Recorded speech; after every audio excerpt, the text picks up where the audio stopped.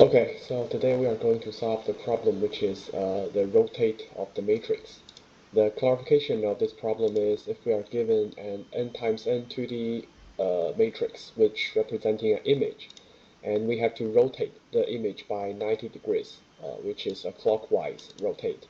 So we have to rotate the image in place. That is a very important clarification, which means we cannot create another matrix. We have to do it in place. So the idea to solve this problem is we can use the while loop, and the difficult point is that how do we control for each level's traverse, and how do we use the index to control the rotation. So we'll use several integers. The first is an integer of level.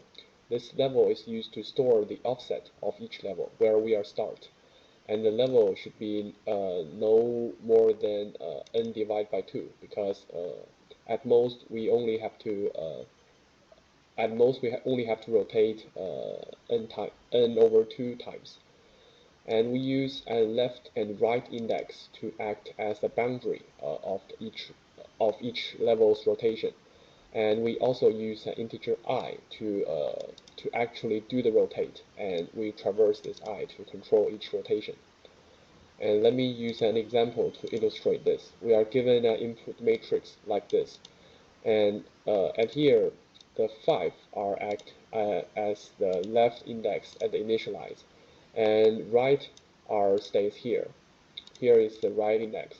So we can imagine that we are rotating this line into here, to the location of 11, 10, and 7. And 11, 10, and 7 are going to 14, 12, and 16. And 14, 12, 16 are will be rotated to the 2, 12, and 15. So and use every single element. You can see that the 5 will goes to 11, and 11 will goes to 16.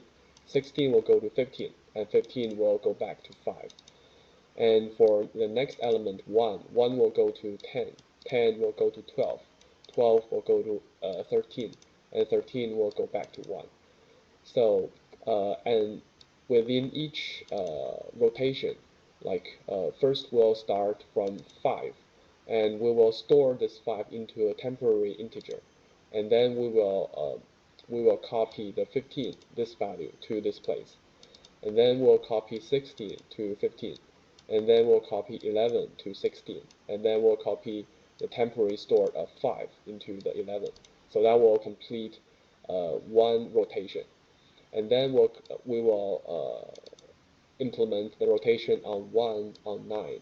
And when integer I reaches the right index, it means that this level has finished the rotation. So we will stop the current level's rotation and update the level index.